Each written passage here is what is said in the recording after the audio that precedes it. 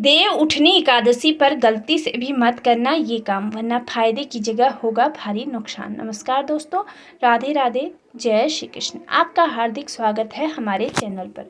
भक्तों, देव उठनी एकादशी पर बिल्कुल भी मत करना ये काम, वरना चौखट से वापस लौट जाएंगी माता लक्ष्मी। नहीं मिलेगा पूजा पाठ करने का फल, जीवन हो जाएगा नरक के समान। भगवान विष्णु हो जाएंगे नाराज।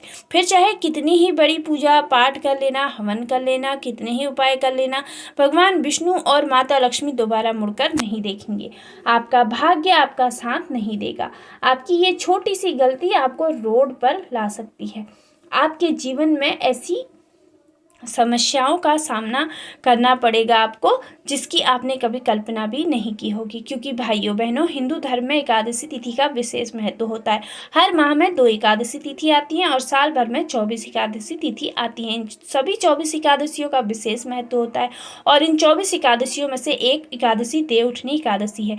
देव उठनी एकादशी को प्रबोधनी एकादशी के नाम से भी जाना जाता है। देव उठनी एकादशी कार्तिक मास के शुक्ल पक्ष की एकादशी तिथि को हर साल मनाई जाती है और ये एकादशी कोई साधारण एकादशी नहीं है, बल्कि ये बेहद ही चमत्कारी और श्रेष्ठ एकादशी है। मान्यता है कि इस एकादशी को साल भर में आने वाली सभी एकादशियों में से सबसे श्रेष्ठ माना जाता है, जिससे इसका महत्व और भी ज़्यादा बढ़ जाता है। ये बेहद ही शुभ मंगलकारी होती है। आप सभी को बता दें कि भगवान विष्णु देवशयनी एकादशी को योग निद्रा में चले जाते हैं, जो होती है आषाढ़ मास के शुक्ल पक्ष की एकादशी। इस दिन से 4 महीने के लिए क्षीर सागर में योग निद्रा में यानी सोने के लिए भगवान विष्णु चले जाते हैं।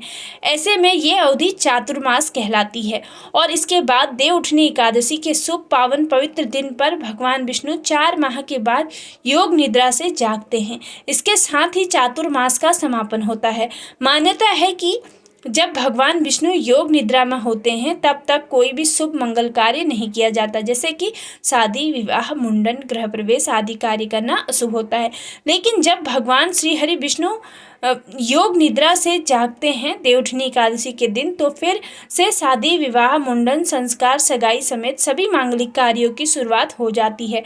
साथ ही देवउठनी एकादशी के अगले दिन द्वादशी तिथि में तुलसी विवाह का आयोजन कराया जाता है। भगवान विष्णु के शालिग्राम अवतार से माता तुलसी का विवाह होता है, जिस दिन को तुलसी विवाह के नाम से भी जाना जाता है। इसके अलावा भक्तों, आप सभी को बता दें कि सभी एकादशियों में सर्वश्रेष्ठ मानी जाने वाली इस देव उठनी एकादशी का जो भी साधक व्रत करता है उसको स्वर्ग और वैकुंठ की प्राप्ति होती है। साथ ही जगत के पालनहार भगवान श्री हरि विष्णु जी की असीम कृपा प्राप्त होती है और कहा जाता है कि जिस भी व्यक्ति पर विष्णु भगवान कृपा कर देते हैं उस व्यक्ति को हर तरह के सुख की प्राप्ति होती है। जीवन में दुख दर्द का नामो निशान मिट जाता है और जिस चीज के लिए आप सालों से तड़प रहे थे वो चुटकियों में मिल जाती है, आपके कदमों में होती है। क्योंकि भाइयों बहनों, ये वो दिन होता है जिस दिन की गई छोटी सी पूजा पाठ भगवान विष्णु को अत्यंत प्रसन्न करती है और भगवान विष्णु प्रसन्न होकर साधक पर अपनी कृपा बरसाते हैं, जिससे जीवन में समस्त प्रकार के रोग दोष दूर हो जाते हैं और भाग्य 7वें आसमान पर पहुंच जाता है। ऐसे में हर व्यक्ति चाहता है कि देव उठनी एकादशी के दिन भगवान श्री विष्णु, माता लक्ष्मी हमारे घर पर आए, हमें भी कृपा प्राप्त हो, जीवन में खुशियां आए, धन दौलत में बरकत बनी रहे और दाम्पत्य जीवन खुशियों से भरा रहे। ऐसे में सभी साधक इस दिन जगत के पालनहार भगवान श्री हरि विष्णु और माता लक्ष्मी की श्रद्धा भाव से सच्चे मन से पूजा पाठ करते हैं, तरह तरह के उपाय करते हैं ताकि भगवान विष्णु और माता लक्ष्मी अत्यंत प्रसन्न हो। लेकिन दोस्तों, आप सभी को बता दें कि शास्त्रों में कुछ ऐसे कार्यों का वर्णन किया गया है जो कार्य गलती से भी देव उठनी एकादशी के दिन नहीं करने चाहिए और ये कार्य बहुत सारे भक्तजन करते भी हैं। जो कार्य इस दिन नहीं करने चाहिए क्योंकि उनको पता नहीं होता कि इस दिन कौन से कार्य करने चाहिए, कौन से कार्य नहीं करने चाहिए।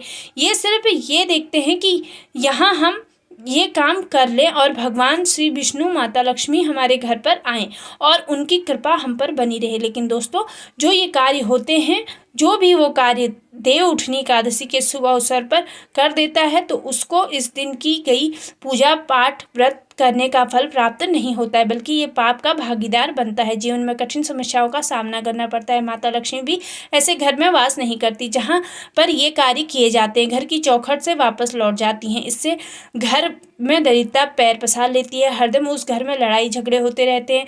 कभी भी सुख शांति प्राप्त नहीं होती है। ऐसे में भाइयों बहनों, इस वीडियो को के माध्यम से मैं आप सभी को बताने वाली हूँ कि इस साल 2025 में देवउठनी एकादशी का शुभ पावन पर्व कब मनाया जाएगा, व्रत किस दिन रखा जाएगा, पूजा का शुभ मुहूर्त क्या रहेगा, व्रत का पारण किस दिन करें, इसकी पूजा विधि क्या है जिससे भगवान विष्णु प्रसन्न हो और माता लक्ष्मी का घर पर स्थायी रूप से वास हो। साथ ही ये भी जानेंगे कि देवउठनी एकादशी के दिन कौन से कार्य भूल कर भी नहीं करने चाहिए, जिससे सुख सौभाग्य दुर्भाग्य में बदल जाता है और धन दौलत की बरकत रुक जाती है, जिससे जीवन तहस नहस हो जाता है। अक्सर सभी लोग पूछते हैं क्या एकादशी के दिन बाल धो सकते हैं या नहीं, और ये बहुत ही महत्वपूर्ण प्रश्न है और ये बात सभी को पता होनी चाहिए। तो इस वीडियो में आपको इस प्रश्न का जवाब मिल जाएगा। इस वीडियो में आपको देवउठनी एकादशी के शुभ पावन व्रत के बारे में संपूर्ण जानकारी मिलेगी। लेकिन उससे पहले अगर आप चाहते हैं कि आपकी ज़िंदगी खुशहाली बनी रहे, आपकी ज़िंदगी में आप स्वस्थ रहें, आप और आपके समस्त घर परिवार पर माता लक्ष्मी जी और जगत के पालनहार भगवान श्री हरि विष्णु जी का आशीर्वाद सदैव बना रहे, तो इस वीडियो को अपनी श्रद्धा भाव से एक प्यारा सा लाइक जरूर करें और चैनल को सब्सक्राइब कर लें। साथ ही कमेंट बॉक्स में श्रद्धा भाव से सच्चे मन से 3 बार राधे राधे या जय श्री कृष्ण लिखना बिल्कुल भी ना भूलें। साथ ही इस जानकारी को अपने दोस्तों, भाइयों बहनों, बड़े बुजुर्गों के साथ जरूर शेयर करें ताकि उनको भी ये जानकारी पता लग सके और उनका भी भला हो सके।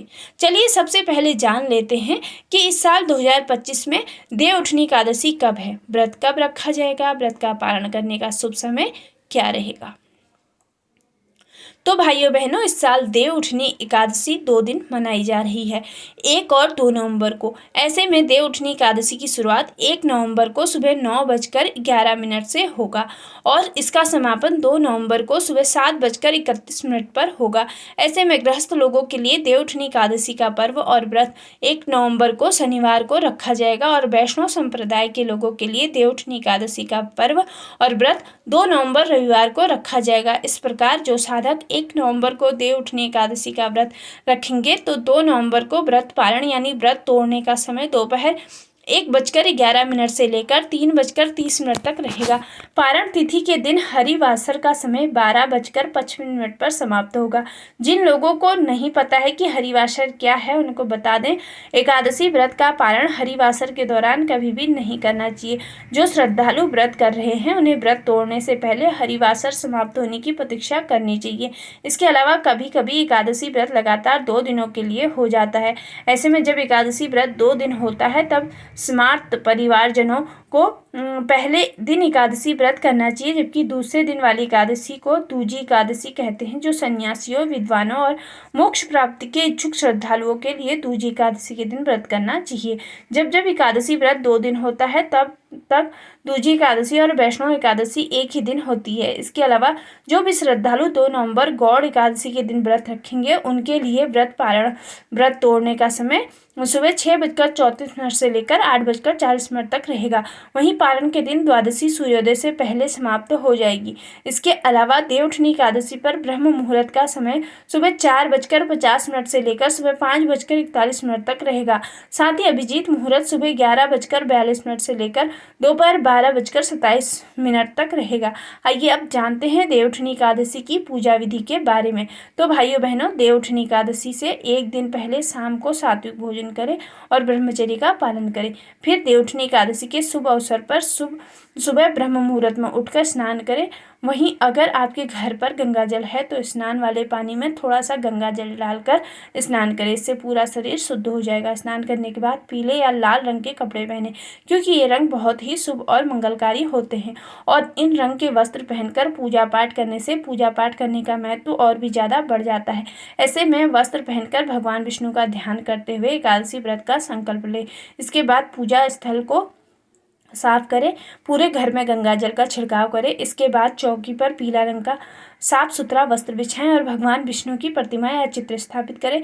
इतना सब करने के बाद प्रतिमा का गंगा जल से पंचामृत से स्नान कराएं, पीला चंदन लगाएं, फिर फल, मिठाई, तुलसी दल और पंचामृत का भोग लगाएं, धूप दीप जलाएं, साथ ही एकादशी व्रत की कथा जरूर सुने, क्योंकि कथा सुनने से पूर्ण फल प्राप्त होता है। इसके बाद दोस्तों भगवान विष्णु के मंत्रों का श्रद्धा भाव से सच्चे मन से जाप करें। आखिर में श्री हरि विष्णु और माता लक्ष्मी की आरती करें और सभी में प्रसाद वितरित करें।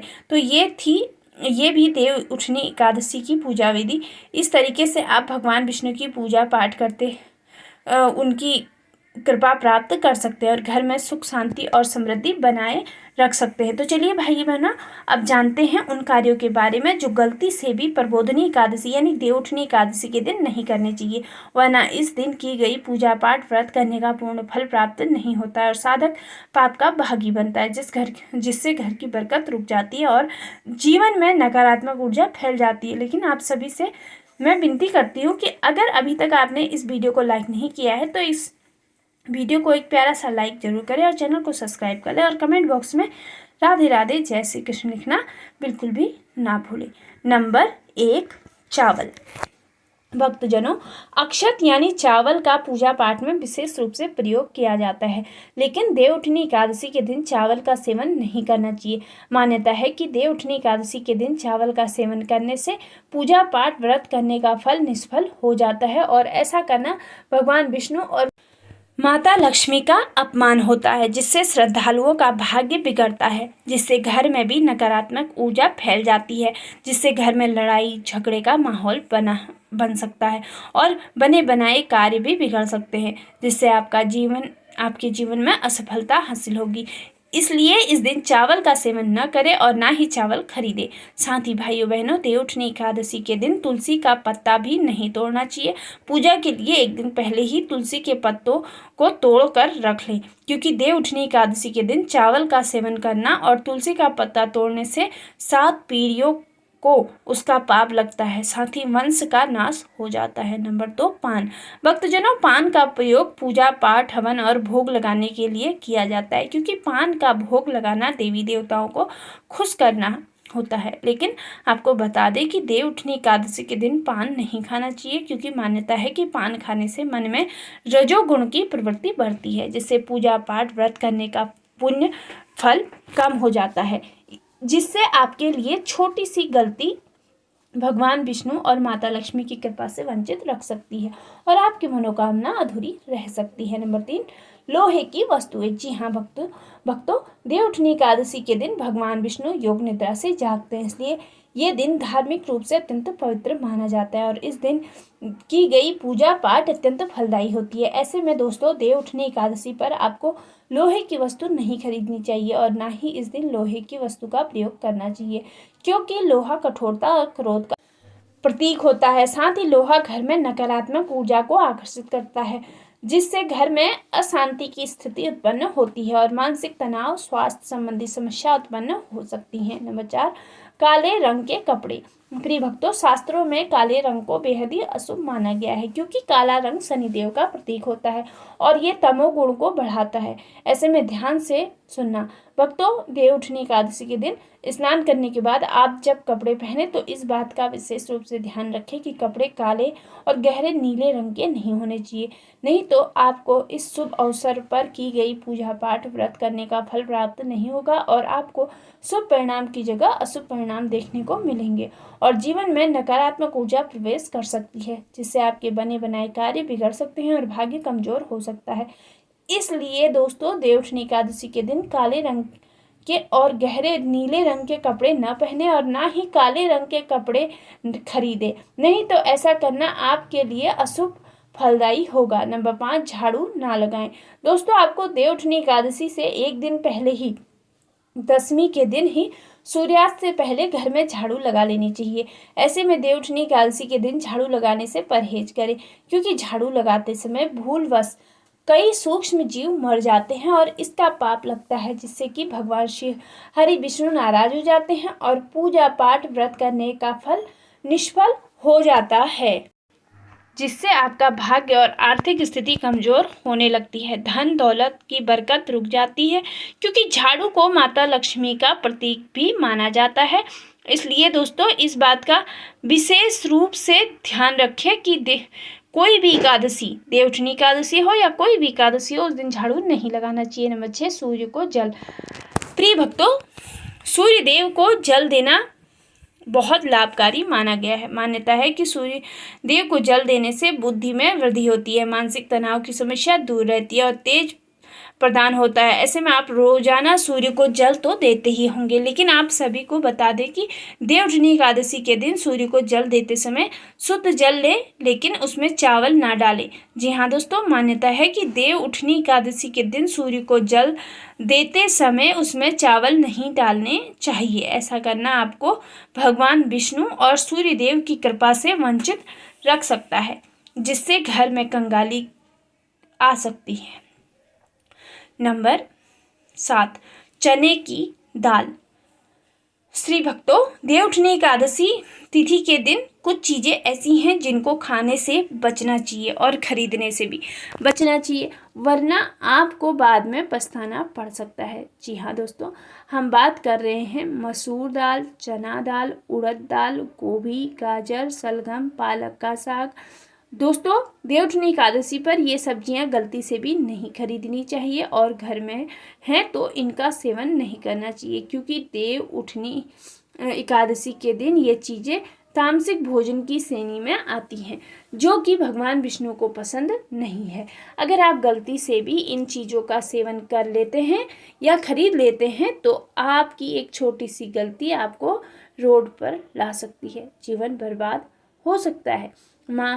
माता लक्ष्मी घर से चली जाएंगी और दोबारा मुड़कर नहीं देखेंगी। ऐसे में दोस्तों, इस बात का विशेष तौर पर ध्यान रखें, क्योंकि ये दिन बहुत ही अत्यंत शुभ होता है। शास्त्रों में देवउठनी एकादशी को मोक्षदायिनी तिथि भी कहा गया है। नंबर 8, दूसरे के घर का अन्न। जी हाँ भक्तों, मान्यता है कि देवउठनी एकादशी पर किसी के घर का अन्न नहीं खाना चाहिए। कहा जाता है कि देवउठनी एकादशी के पावन पर्व पर दूसरे के घर का भोजन करने से आपके घर की लक्ष्मी उस व्यक्ति के पास चली जाती है, जिससे माता लक्ष्मी आपके घर में प्रवेश नहीं कर पाती हैं, क्योंकि आप माता लक्ष्मी को स्वयं अपने घर से बाहर निकाल रहे होते हैं। इसके अलावा घर पर जब भी भोजन करें इस दिन तो कांसे के बर्तन में भोजन न करें, वरना आपके जीवन में अन्न की समस्या का सामना आपको करना पड़ सकता है और माँ अन्नपूर्णा भी आपसे रुष्ट यानी नाराज हो सकती हैं। नंबर 9, बैगन। भक्तों, शास्त्रों में बैगन को अशुद्ध सब्जी माना गया है। ऐसे में आप ये बात कान खोलकर सुन लो, देवउठनी एकादशी के दिन बैगन का सेवन पूर्णतया वर्जित माना गया है। केवल एकादशी ही नहीं बल्कि धर्म ग्रंथों के अनुसार पूर्णिमा, अमावस्या, हिंदू धर्म में आने वाले अन्य त्योहार पर भी इसका सेवन करना अशुभ होता है। इसमें छोटे कीड़े और बीज अधिक मात्रा में होते हैं, जो व्रत और पूजा के समय अपवित्रता का प्रतीक माने जाते हैं। ऐसे में बैगन खाने से व्रत का पुण्य घटता है और मन में आलस, भ्रम तथा अस्थिरता बढ़ती है। इसके अलावा प्रबोधिनी एकादशी पर ब्रह्मचर्य का पालन करना चाहिए और बैगन काम प्रवृत्ति को बढ़ाता है, तो ऐसे में आप इस बात की गांठ बांध ले। तो भाइयों बहनों, ये थे वो कार्य जो देवउठनी एकादशी के दिन गलती से भी नहीं करने चाहिए, वरना जीवन में सुख परिणाम की जगह अशुभ परिणाम देखने को मिलते हैं और घर में नकारात्मक ऊर्जा प्रवेश करती है, जिससे दाम्पत्य जीवन में कड़वाहट उत्पन्न होती है और इससे बिगड़ जाते हैं रिश्ते। तो चलिए अब आपके प्रश्न का जवाब देते हैं। प्रश्न है कि क्या देवउठनी एकादशी के दिन बाल धोने चाहिए या नहीं। लेकिन अगर अभी तक आपने इस वीडियो को लाइक नहीं किया है तो इस वीडियो को एक लाइक अवश्य करें और चैनल पर नए हैं तो चैनल को सब्सक्राइब करना भी बिल्कुल भी ना भूलें। तो भक्तजनों, प्रश्न है कि देवउठनी एकादशी पर बाल धोने चाहिए या नहीं, तो इसका जवाब है नहीं। जी हाँ भक्तों, धार्मिक मान्यताओं के अनुसार देवउठनी एकादशी के दिन बाल नहीं धोने चाहिए, क्योंकि ऐसा करने से व्रत के पुण्य का फल नहीं मिलता है। इस दिन बाल धोना अशुभ माना गया है। ऐसे में इस बात का विशेष रूप से ध्यान रखना चाहिए। स्त्री को एकादशी पर बाल धोने का मतलब है माता लक्ष्मी को घर से बाहर निकालना, और जो भी ये काम कर देता है माता लक्ष्मी उसके घर से दोबारा मुड़कर उसके घर में नहीं देखती हैं। फिर चाहे वो कितनी ही पूजा पाठ कर ले, व्रत कर ले, उपाय कर ले, माता लक्ष्मी उस घर में फिर कभी नहीं वास करती हैं। पहले तो देवउठनी एकादशी या कोई भी एकादशी को आपको बाल नहीं धोने चाहिए। ऐसे में फिर आप बोलेंगे कि आखिर फिर हम बाल कब धोएं, तो आप सभी को बता दें कि आपको एकादशी से एक दिन पहले, सूर्यास्त से पहले बाल धो लेने चाहिए। इसके अलावा आप सभी को बता दें कि देवउठनी एकादशी के दिन, चाहे फिर वो कोई सी भी एकादशी हो, आपके नाखून आपको नहीं काटने चाहिए और ना ही बाल कटवाने चाहिए। और इस बात का कई साधक पालन नहीं करते हैं, क्योंकि ऐसा करना घर में नकारात्मक ऊर्जा को आकर्षित करता है, जिससे जीवन में कंगाली छा जाती है, घर की बरकत रुक जाती है और जीवन में शुभ परिणाम की जगह अशुभ परिणाम देखने को मिलते हैं और भाग्य भी कमजोर हो जाता है और साथ ही भाग्य भी साथ नहीं देता है। तो प्रिय भक्तजनों, यही था आज की वीडियो में। अगर आपको ये जानकारी अच्छी लगी हो तो इस वीडियो को एक लाइक जरूर करें और आपके अपने चैनल गीतास वॉइस को सब्सक्राइब करना बिल्कुल भी ना भूलें। सब्सक्राइब आप बेल नोटिफिकेशन को ऑल करके ही करें, ताकि आपको हमारी आने वाली हर नई वीडियो का नोटिफिकेशन सबसे पहले मिल जाए। साथ ही इस वीडियो को अपने दोस्तों, भाइयों, बहनों, बड़े बुजुर्गों के साथ शेयर करें, क्योंकि हम चाहते हैं ये जानकारी सभी को पता लग सके। तब तक के लिए हंसते रहें, मुस्कुराते रहें और राधे राधे जय श्री कृष्ण गाते रहें।